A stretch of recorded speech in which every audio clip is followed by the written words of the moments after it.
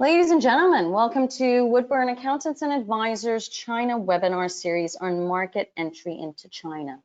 This is a 4-day webinar series where on Monday we were looking at market research, the importance of market research when going into the Chinese market, the importance on continuously doing research studies to have data at one's fingertips to better analyze the Chinese market. Yesterday, we were looking at 6 ways to do business in China without setting up an entity. The conclusion of that was basically that the intermediaries are always required to facilitate transactions in China, and it's always wise to do due diligences on those intermediaries.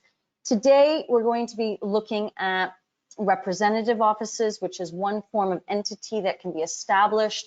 And then tomorrow, we're going to be reflecting on actually setting up a business in China. Just a small disclaimer, I'm not a fan of representative offices. So there might be a slight bias in today's presentation, and I'm going to explain to you why I have these biases, because I don't necessarily see a future of representative offices in China. I've been saying this particularly since probably 2008, where I have said that probably at some point the government will make rep offices obsolete. If you talk to most corporate service providers, they haven't actually done representative office setups in a very, very long time. But it still exists. It is still an option. I'll be going through the advantages of it, the 5 benefits surrounding it, but I will also be talking about its limitations, which is what I want everyone to focus on in today's presentation. All right, so I've seen actually about 2 to 3 new names on today's attendee list. So I would love to be able to interact with those of you that haven't interacted with me yet on my webinars. I usually categorize people into 3 different areas. The first would be the newbies to China, the second are the startups to China, and the third are the experienced China heads. So for me, the newbies to China are those that are basically currently fishing for information because they believe there's a certain opportunity in China and they're looking to gain insight in how to transact with China and how to protect their business and themselves. So if you are a newbie, go into the chat section of this control panel and type in newbie. It gives me a bit of an understanding of what my audience is today. If you are a startup in China, please, again, let me know. Startups are basically individuals that have been in China with an established entity for about 1 to 3, 1 to 5 years. Could also be those of you that have simply been transacting with China for a period of 1 to 5 years without an entity, and your focus has been so much on the core functions that you haven't really looked at the administrative side or the efficiency side or the optimization side of your business, and perhaps you're at a standpoint right now where you're looking to accelerate your growth in the market. And then there's obviously the experienced China hands. So those of you that have been in China, I don't know, for over 5 years, but you know, I usually categorize it as those of you that might have been in China for over 10 years. For those of you that are newbies and startups, you might be wondering why experienced China hands are on board. Laws and regulations consistently change in China, and everybody, including myself, is always looking to get new and fresh ideas on how things are working. So if you are an experienced China hand, type in experienced. If you're a startup, type in startup. If you're a newbie, type in newbie. Jashar, I hope I'm saying your name right, is a newbie. I appreciate you. I believe you are new to the webinars because I haven't seen your name before. Rolf is an experienced China hand. So there's a bit of a variety. Again, feel free to just interact and message me so I know a little bit about who you are. How the webinar works. So first of all, I teach and educate. The whole point of these webinar series is to have you have information at your fingertips in order to make decisions, okay? Without this type of information, it's very difficult to understand what you can and cannot do in the market.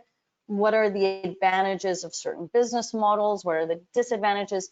So the main point of this webinar series is that I am educating you on rep offices in China, both the good and the bad points. This is 60 to 70 minutes of your time.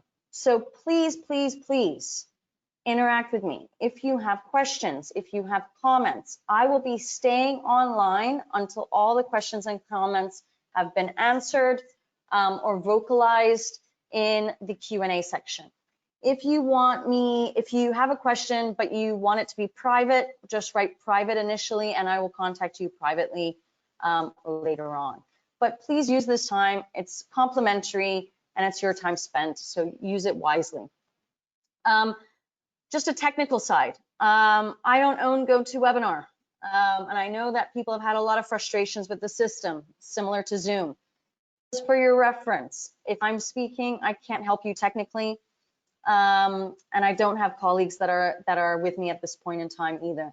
So if you are running into difficulties, just know that the presentation today is being recorded. A link will be provided together with a copy of the presentation. All right. I do apologize if you run into difficulties. If I run into difficulties, which in last month's webinar series that happened, if I have a falling out with my own Wi-Fi system, please stay on the line. I will be returning. It usually does take 30 seconds up to 1 to 2 minutes for me to log back in and for me to reconnect, but I will be coming back on. So please do stay on the line if you have the ability to do so. I know people don't necessarily have so much time, but just know I didn't exit you on purpose because I had problems myself. So what are we covering today? We're covering everything in relation to representative offices. Again, we're going to be talking about the good side of it and the bad side of it. So what I want to do is just introduce myself, because again, I do see a few new names on today. And as I'm not putting on my camera because of my bandwidth at the moment, this is just to give you a face to the voice. My name is Christina Kohler-Kalucha. I'm head of business advisory at Woodburn Accountants and Advisors. I have been in the corporate services and compliance sector in China, specifically in Shanghai, for the last 16 years. And I've helped over 500 companies with their pre-investment advisory stage, their physical market entry and implementation, as well as their growth and their acceleration in the Chinese market, not just in Shanghai, but throughout China. And I also was a creator of the China Roadmap methodology, which is basically a roadmap that I've tried to put clients on in order to be able to completely protect them and to avoid as many obstacles along their roadmap as possible. It's a typical roadmap that most people go through, although myself, even with these 500 different companies that I've worked with, nobody has had the same journey in China. But what we can do is go through a bullet point list of actions in order to be able to make sure we have internal operation guidelines and all the protective solutions available that we can minimize as much of the obstacles as possible. If you're interested in learning more about the roadmap methodology, I'm doing a webinar on August 26th. The link is here. It's part of a webinar series called Building Your Strategy for China. You can go to our website, woodburnglobal.com/events, to learn more about the whole webinar. So let's get cracking on today's presentation. So what is a representative office? That's basically where I want to start off today. So a representative office in China is a non-legal entity. This basically means that it is dependent upon its parent company from a legal and financial perspective. The purpose of the representative office is to act as a liaison office to the parent company, liaising on all business activities that are occurring in the Chinese market. And I want to go on to the business scope aspect on the next slide. But when I talk to a lot of clients, when they approach me, if they've done their market research, they've formulated their strategy, they tend to always utilize the term, I want to set up a branch in China. Now, this is where there's a lot of confusion in regards to the terminology, okay? So I want to just say, I just want to represent how I word the terminology in order to clarify for everybody. If you have an overseas entity, I'm going to use the example of if you are a UK entity, your headquarters are in the UK, and you are looking to go into the Chinese market, you are looking to set up a subsidiary of that UK entity, meaning that UK entity is going to be the shareholder. So that first step is to understand you're going to set up a subsidiary. Then you've got to define what type of form is that subsidiary going to be. Is it going to be a representative office, or is it going to be a limited liability company? Get your head away from using the term branch, because branch means something completely different in China. All right. So the two forms of entities are rep office or limited liability company. And if you want to set up a branch, it would be that you already have a limited liability company and you're setting up another subsidiary in China under that limited liability company. Okay. So I just wanted to emphasize that on the terminology surrounding subsidiaries in China and what you might actually be establishing in the market. What can a representative office do? And again, this brings a lot of confusion as well. And I do want to emphasize this because this certainly did happen in the past. Prior to probably 2004-ish, or no, later, 2006-ish, most foreign companies, because they could not trade themselves, even if they set up a trading company, they couldn't trade themselves, they would take the simpler route of just setting up a representative office. And in some cases, these representative offices would have over 100 people and would definitely be doing things outside of the required business scope. In those days, China turned a blind eye to this because they were welcoming investment into China, and they were, like I said, they were just turning a blind eye on that. In today's world, in 2020, rep offices are not looked upon with happiness, basically, by the various bureaus in China.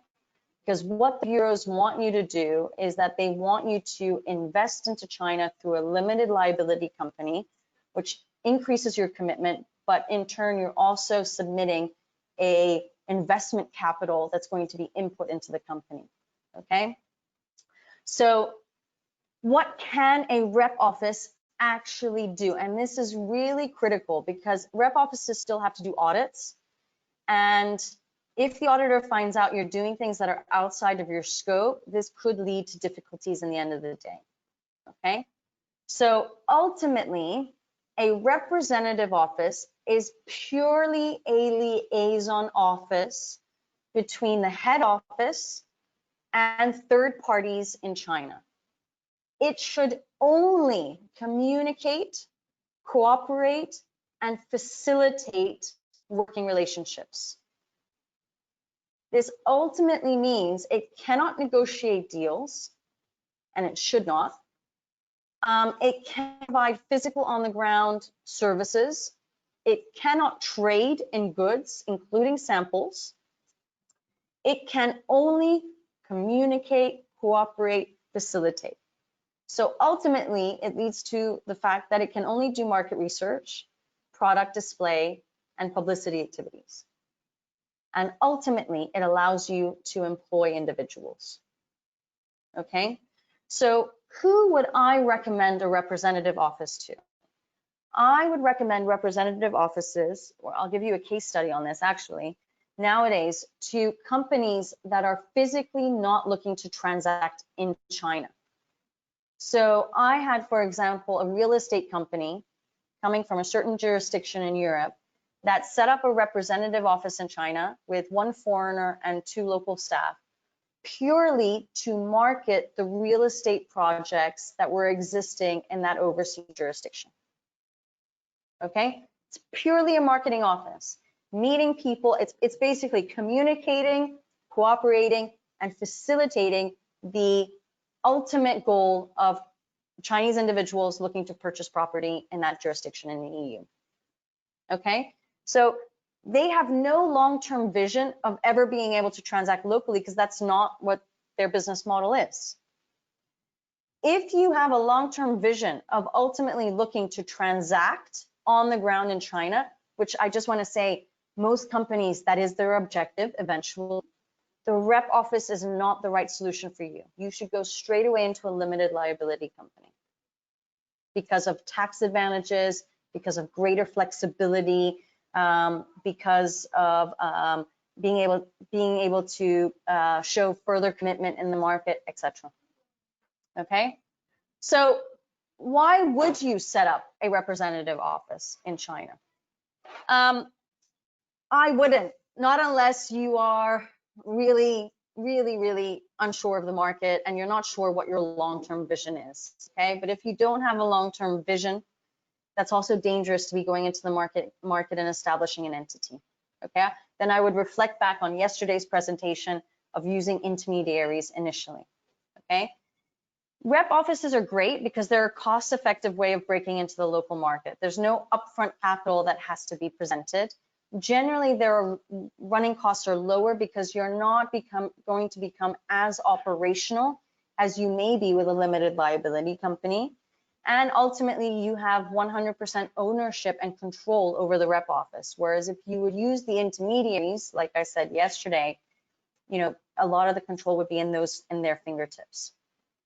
So, you know, as I highlighted with my case study, representative offices, they act as a really powerful tool, promotional and marketing tool for companies looking to get a better understanding of how things work in China.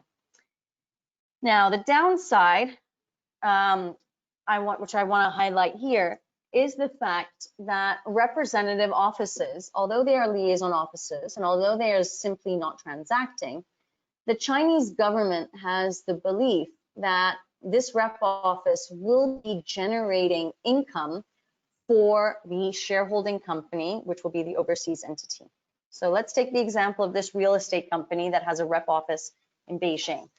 The Beijing rep office is there to do marketing, promotion of the real estate projects that are abroad.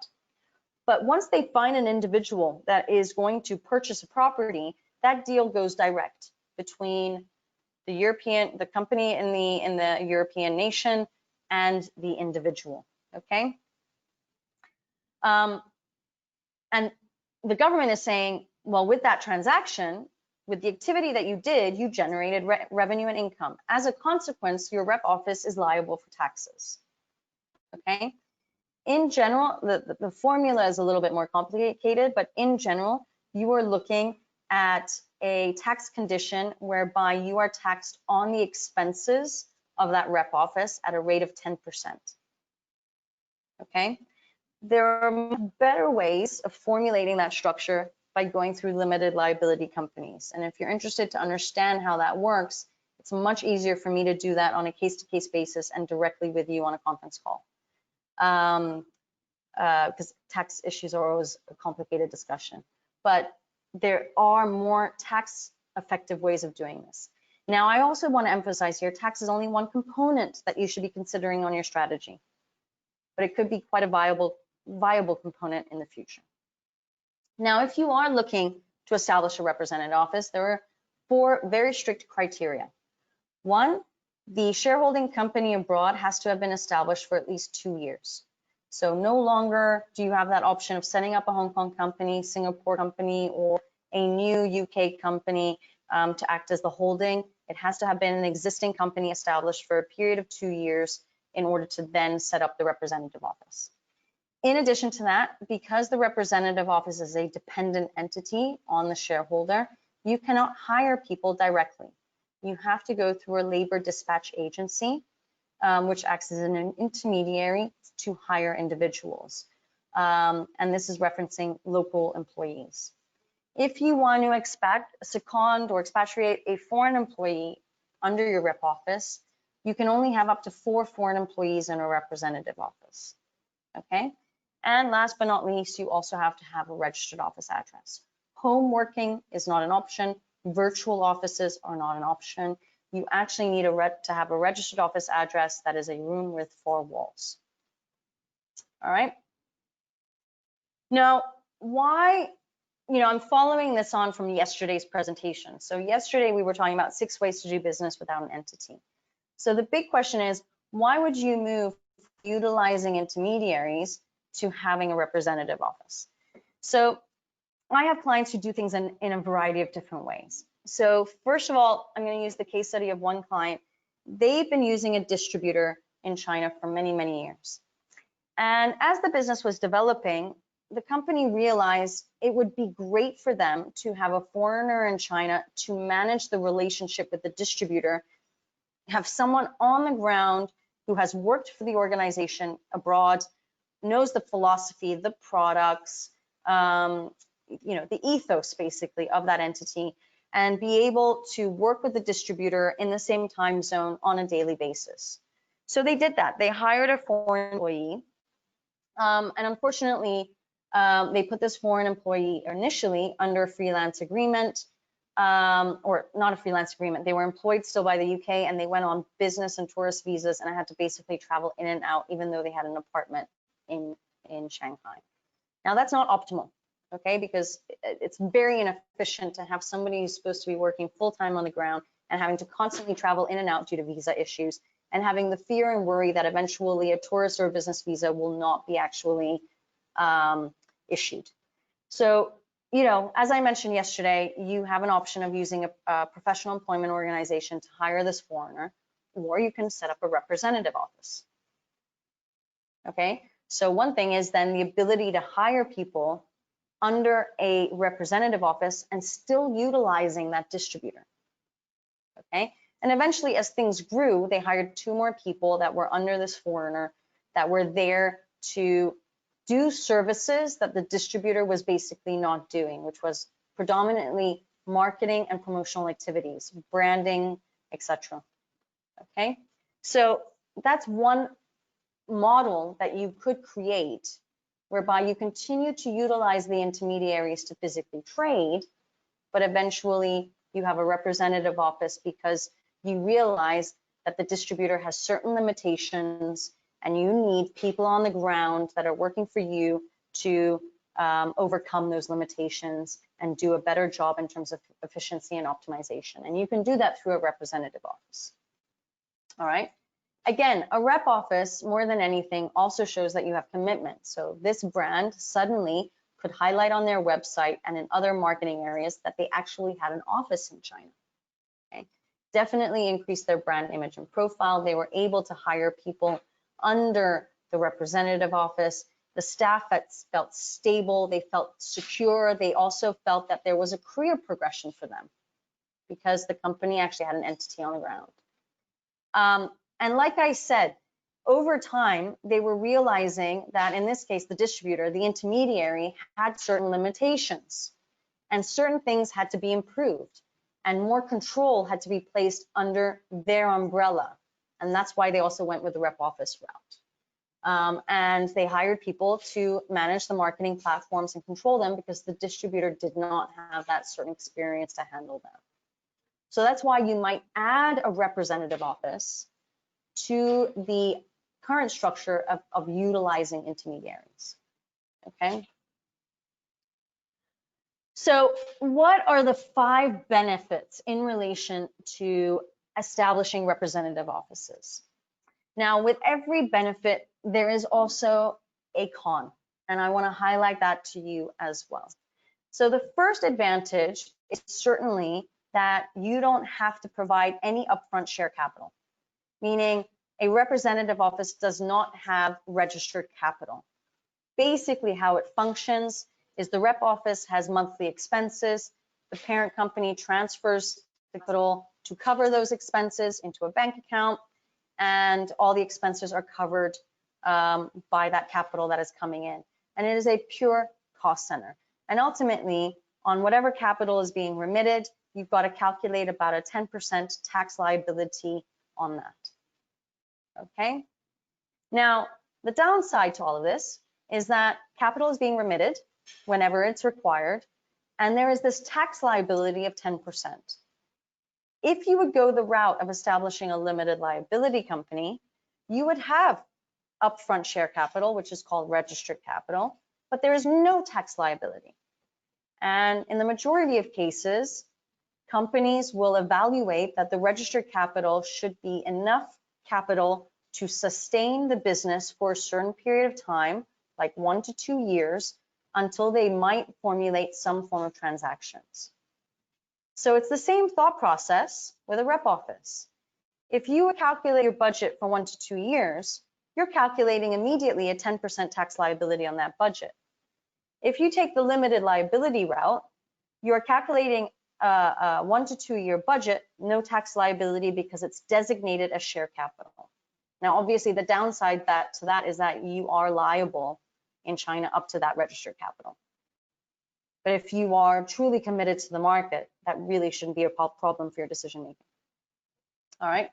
So yes, I know for a lot of companies, the whole concept around registered capital makes them nervous because they feel like they have to be committed to that capital. But you're going to be using it. It's your working expense, just like the rep office. You're sending capital over in order to be able to use it. Okay. It allows you to enter the Greater China region from a stable base. So everybody knows that with the issues that have been occurring in Hong Kong, the political status, the protests, which finally have now ended with the implementation of laws, people have been in the last couple of years or in the last 18 months been less inclined to go to Hong Kong and have just simply been going direct into China because predominantly the business is in China. So they tend to go either to a tier 1 or tier 2 city, Guangzhou, Shenzhen, Shanghai, Beijing, Ningbo, Wuhan, Xi'an, Zhongshan. I mean, there's so many tier 1, tier 2 cities that you can choose from depending on where your connections are, where your suppliers might be, where your customer base might be. But it allows people to have a base physically in the jurisdiction that they are working in, okay? People would generally use Hong Kong previously because it wasn't real China, okay? Well, it's still not. It's still a whole one country, two systems concept, one country, two systems concept. Hong Kong still belongs to China, but it is still under, it's still following the British common law system. So people felt safer, they felt more secure, they felt that Hong Kong was a greater gateway into the Chinese market, but it wasn't efficient because they still had to travel consistently to China to physically do the work and develop the relationships. Now, with everything that's happened over the last 18 months with the protests, people have just been going direct. And people have found it a more stable pace to go direct into China. The third one is that it is a strategic global location. Now, one thing that I always try to tell my clients is today, China might be your focus. It might be your priority, but I can guarantee you sooner than you think, the rest of Asia and the Asia Pacific region will become your focus as well.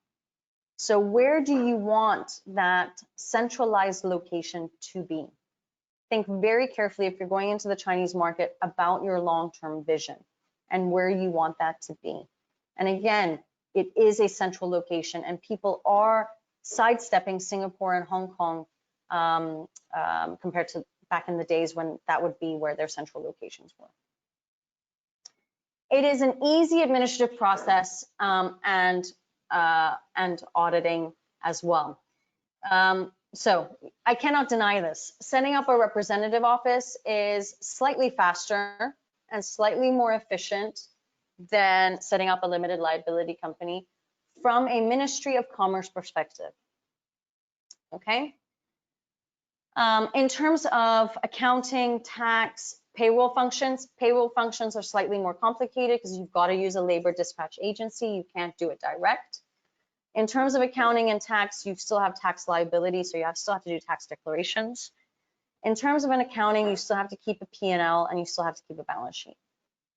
Okay, so all relatively similar to any limited liability company. In addition to that, the rep office still has to be audited on an annual basis, similar to a limited liability company. Now, what comes to as a dilemma is that you will need a bank account under your rep office to support all your bank and petty cash transactions. And this is where difficulties lie. Most foreign banks in China will not open rep office bank accounts for you because they lose money off of it because you're not transacting. It's purely a cost account. That's it. So you'd have to work with a Chinese bank, which, by the way, I prefer working with Chinese banks than foreign banks. But you do have to work with a bank that's willing to open that account. Like I said in my introduction, rep offices are becoming less and less popular. People are going direct with limited liability companies because they see and they've evaluated the long-term vision of what they're doing in China. But you still get cases like this case study that I had where they set up a representative office because that was simply all that they needed. And they ran into a lot of difficulties to find a bank that was willing to open their account for them. Finally, they did. And ultimately, that was their first process because they actually found an office that was near the bank in order to be able to better facilitate the movement between the office and the bank, which is also something I would recommend. But yeah, I mean, bank accounts will be an issue. As is globally, it will take at least 30 to 40 days to open the bank account for the rep office as well. So the bank account is an issue no matter what type of entity you're establishing in China. And the fifth benefit is that it is a low-cost entry into and exit from China. And this is true. I can't deny this, okay? Setting up a representative office is cost-effective for entering the country. Fees are standardized, applications and deposits are standardized, and if you want to liquidate or close down your representative office, it's usually half the time compared to a limited liability company, okay? Because it's purely a cost center. So the only thing they're going to check is to make sure that you've declared all of your expenses, you've paid the tax accordingly, you've done the payroll correctly for all the employees, and usually within 9 to 10 months, you can have that entity closed down, okay? So I can't deny this at all. However, all right, here comes the issue. I have not had, well, apart from this one client that came recently who set up the representative office, I've not had one single client not expand into a limited liability company at some point, okay? So I want you to be aware of that. Now, to expand into a limited liability company, you cannot simply convert. And this is why I tell people, make sure you know what you're doing in terms of the entity you want to establish.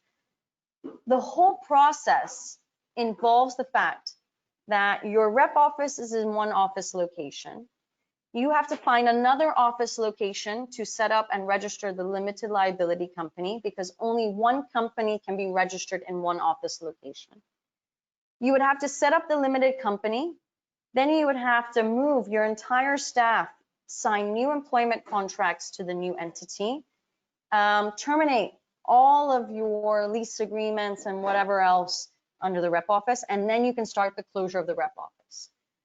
I cannot emphasize here the cost associated with that process alone. So yes, setting up representative offices are cheap. It is easy. It is straightforward. It is an optimal solution if you're investigating the market, or in this case of my client, having no intention in the long term to ever transact locally. But that's a very rare case. Most companies at some point will want to transact into China, okay? So think very carefully about whether it makes sense to go direct into a limited company versus taking the route of a representative office, okay? So let's look at the reasons why you might want to move forward from a rep office to a limited company. So reason one is it's necessary for growth. So after some time without a structure on the ground, your company may be able to expand. One of the biggest draws of China is its deep, diverse, and dynamic economy, right? And rep offices are ably positioned to tap into this wealth, but will invariably find their growth potential limited by clear-cut rules on staffing, offices, and interaction with the mainland. And by their nature, rep office licenses confine firms to particular commercial buildings, and they cannot do direct mainland business.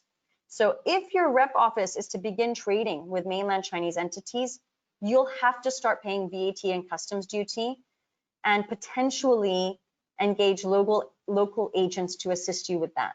but that comes to the issue that you're doing something illegal within that type of entity and within that type of structure. And the issue is a lot of people forget what they are allowed and not allowed to do under a representative office.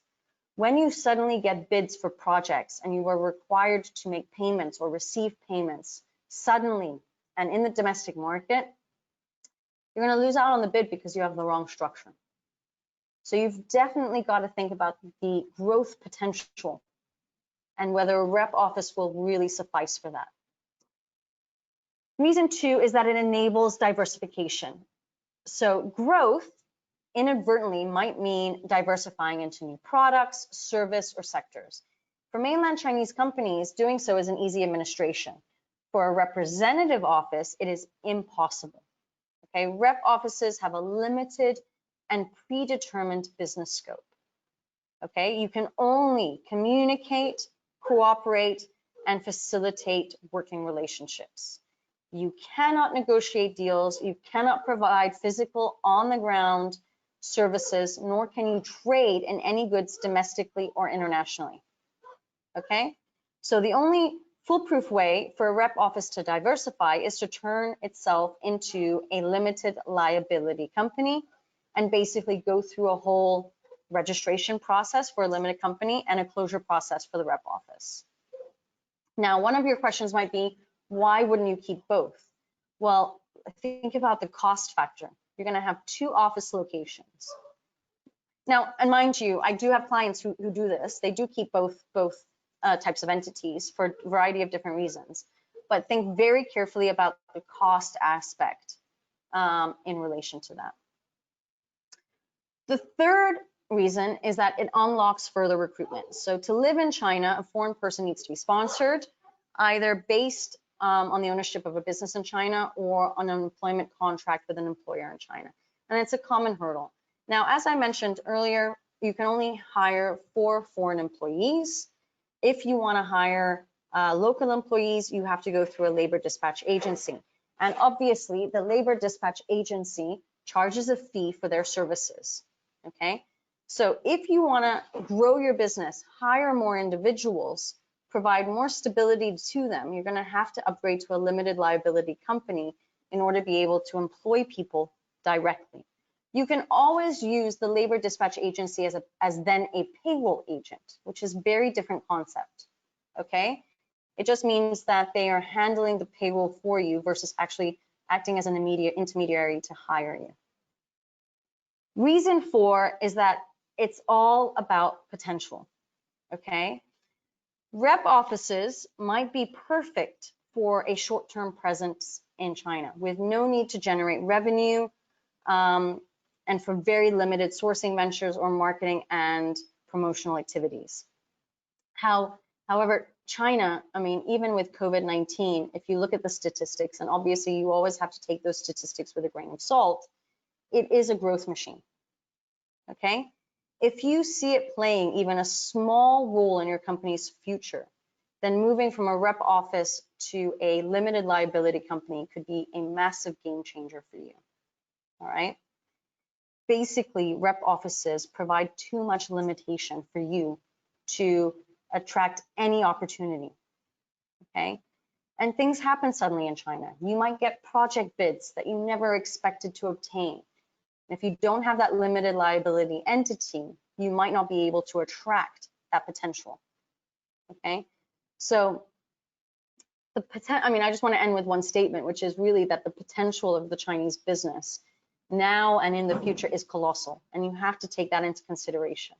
So definitely think about that when you're doing your thought process about the type of entity that you want to establish in China.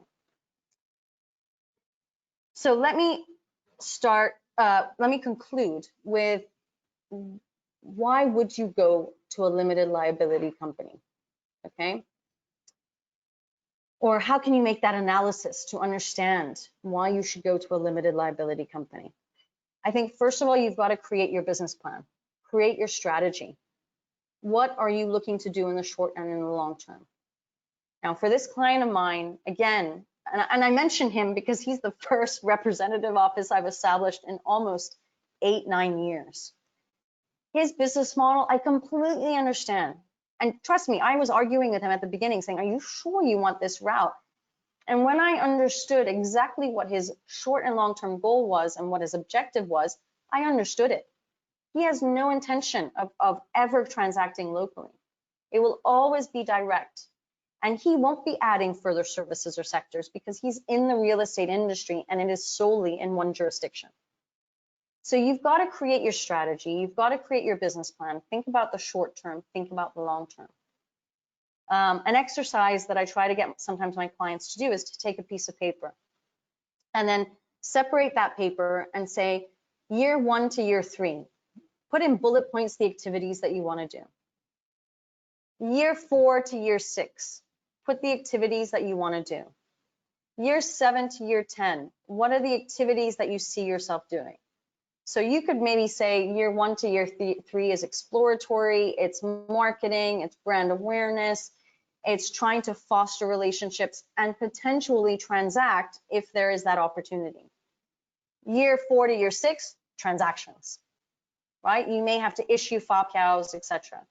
Year 7 to year 10, the growth of the business means that you're going to have to transact. And that all just means limited liability company. Why spend that cost to change from a rep office to a limited company? Then you've got to calculate your budget. And don't just calculate a budget for year 1. Try to create a 3-year budget to know how much you're going to spend and analyze the tax liability under a rep office and a limited liability company. Like I said before, tax is only one component, but it's an important component that you need to analyze. Okay, so look at that tax liability in a rep office versus your startup in China. And the last 3 is really something that I want people to follow and keep in the back of their minds. China is complex already when you're thinking about language, when you're thinking about culture. And in that regard, most commonly, you should be thinking about creating something that is simple for you to manage. Because physically doing the business is going to be difficult. So you want to have a back-end support where you have an entity that it's just a simple structure for you to maintain. It's both in the short and in the long term. You don't have to make huge changes to it. Simplicity when it comes to administration, compliance, corporate processes is key. Okay, you don't want that to be something that's complicated. Then you want freedom. So you want an entity that allows you to bid for projects, foster projects, win projects that you can deliver immediately. Okay, you want to be able to have that freedom to circulate. Now, you can do that with a rep office as well, as long as you have intermediaries in place to help facilitate transactions. Okay, so again, everybody is different. Some people might not have those intermediaries yet. So in that case, I would say go with a limited liability company because you can then transact yourself and you're not reliant on anyone. If you go with a rep office, you kind of have to have an intermediary to help you, right? In order to be able to do those transactions. In order to have a simple structure and in order to have freedom, you need to also have the ability to take on any opportunities. Now, opportunities is something in China that happen pretty much on a daily basis, okay? I get opportunities weekly to sponsor an event, to become a speaker, to get my brand out there. And what I have to do is constantly evaluate that opportunity and analyze what the return of investment might be against the cost. And you have to do the same. If you're establishing a representative office and you suddenly get opportunities at your fingertips weekly, are you able to cater to those opportunities that give you very high returns of investment with a representative office structure? Okay, that's something that you will have to analyze. All right, so I know this is the last slide of the presentation, so we actually went through this super quick. But what I wanted to highlight here is that, yes, there are definite benefits about going the route of utilizing a representative office. But you've really first got to understand what activities you want to perform in the Chinese market to know whether the rep office is a suitable structure for you in the long term. The worst thing I hate to see is people that have to go through this process of saying the rep office has too many limitations right now. We need to go the route of the limited, and the cost that they have to spend on doing that so-called conversion, which is not a real conversion, to establishing a limited, signing a new lease agreement, closing down, transferring employees, negotiating those new contracts, to then closing down the rep office. Is it really work that you want to have to deal with when you're trying to grow and accelerate your business and obtain new opportunities? That's something you've got to evaluate. All right. So that's the end of today's presentation. Very quick, because rep offices are pretty straightforward.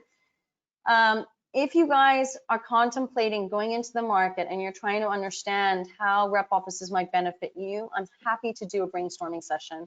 Again, these are complimentary sessions, 30 minutes, 1 hour long. You can book an appointment directly in my diary. Here, 1 second. I'm going to give you the link in the chat box, so you can just click on the link and set up an appointment if you wish. Alternatively, if you guys have WeChat, you can add me on WeChat. I'm going to give you my ID. We can chat also over WeChat, or if you want to send me an email, I'm also putting my email address into the chat section. Okay, so you all have 3 ways of reaching out to me. If you also want to connect with me on LinkedIn, you're more than happy to connect with you on LinkedIn. But happy to have a discussion in relation to the representative office potential and structure for you. So I'm going to leave it over to questions, but nothing has actually popped in.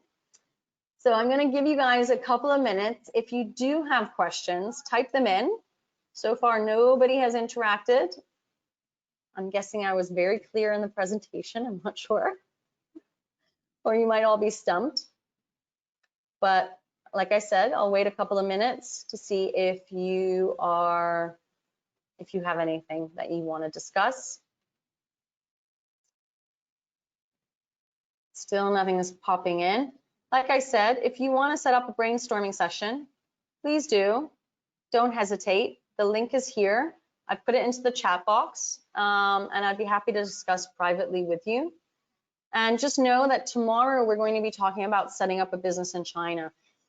And in that regards, I will be doing a much deeper comparison between rep offices and limited companies to show you the difference between the 2 types of entities and their pros and cons one with each other. So if you haven't registered for that, you can do so at woodburnglobal.com/events. I'll type that in as well into the chat section, so you can just click on it and then it'll lead you to our website. All right. If there's still nobody's asking any questions, Dawn, I appreciate you joining in today. Thank you as well. So if there are no other questions, then I'll leave it at that, and hopefully I will see all of you in tomorrow's session, where we'll be looking at setting up a business in China. Just for your reference, I'll still be staying on the line a little bit, so if you do want to type away, you can type away and I'll answer you then privately.